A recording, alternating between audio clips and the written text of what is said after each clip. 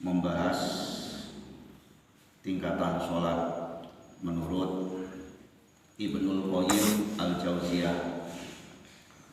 Perbaikilah sholatmu, maka Allah akan memperbaiki hidup kita semuanya. Karena sholat adalah merupakan amal perbuatan manusia yang pertama yang akan dimintai pertanggungjawaban di hadapan Allah Subhanahu wa taala di akhirat nanti. Oleh karena itu banyak ungkapan sholatnya rajin, maksiatnya teguh, atau banyak orang yang di luar sana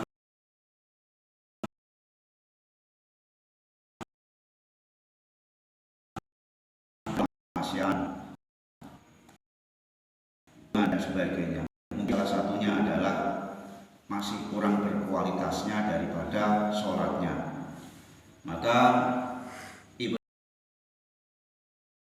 Ibnul 5 tingkatan di dalam sholat. Yang pertama adalah yang dinamakan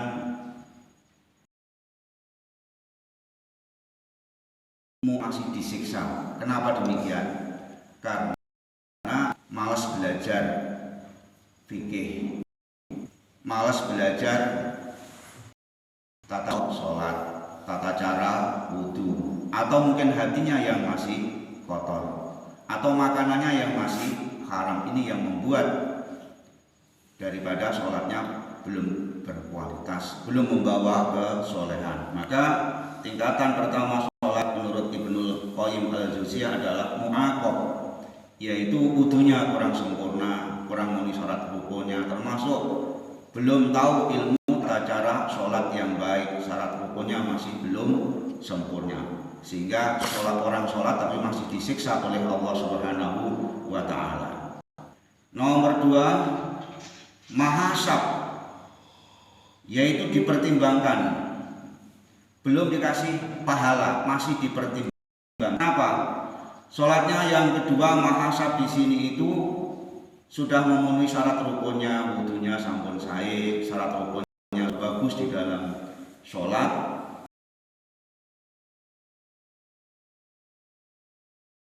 tetap mana-mana hatinya, pikirannya masih gerambiang, bahasa Jawa pun masih gerambiang sholat, tapi pikirannya masih kemana-mana, masih pekerjaan, masalah dunia yang dipikirkan, belum khusyuk seolah-olah berhadapan dengan Allah Subhanahu wa taala.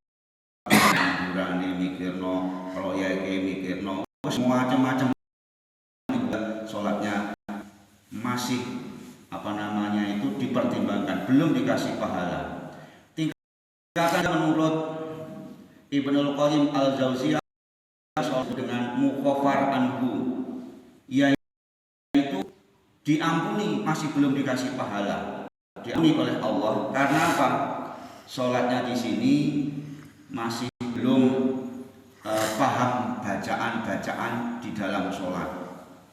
Oleh karena itu mari kita selalu belajar, berusaha untuk memperbaiki kualitas sholat kita, terutama dalam bacaan-bacaan, karena ini bahasa Arab. Kita tentunya harus belajar maknanya, artinya. Kalau kita tahu maknanya, artinya, itu akan membawa lebih berkualitas sholatnya, lebih khusyuk di dalam sholatnya. Ini masalah yang ketiga yang kita alami bersama-sama.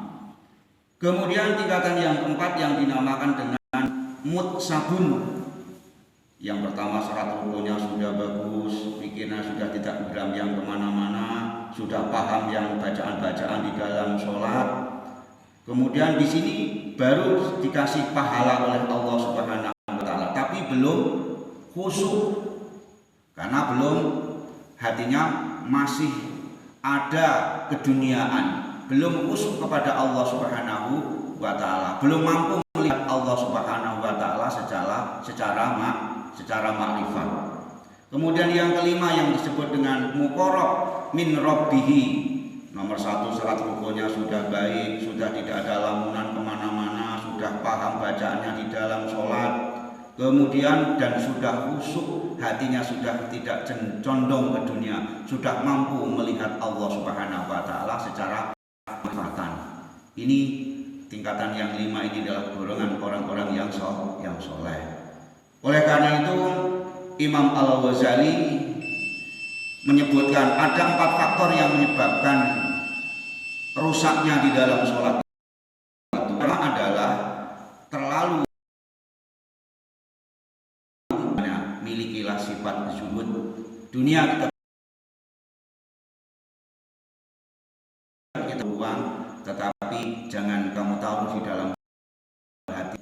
Kemudian yang kedua yang merusak sholat Ghazali adalah terlalu sering dengan manusia, lupa dengan Allah Subhanahu wa taala. Hari-hari sing diomongkan masa dunia, kalau ketemu dunia jarang membahas akhirat, sehingga terbawa di dalam sholatnya. Sholat tidak seolah-olah berhadapan kepada Allah, tapi seolah memikirkan masalah urusan ini dan itu, tidak ada habis-habisnya. Oleh karena itu solusinya adalah sering-seringlah kita menyendiri, muhasabah, mendekatkan dengan Allah, berzikir. Kemudian ketika yang menyebabkan rusaknya sholat adalah tergoda oleh setan. Bagaimana solusinya menurut Imam Al-Ghazali? Milikilah sifat ikhlas. Itu setan tidak akan mampu menggoda kita. Yang keempat yang merusak sholat adalah nafsu. Nafsu ini yang membawa rusaknya hidup di dunia ini, dan termasuk rusaknya di dalam sholat.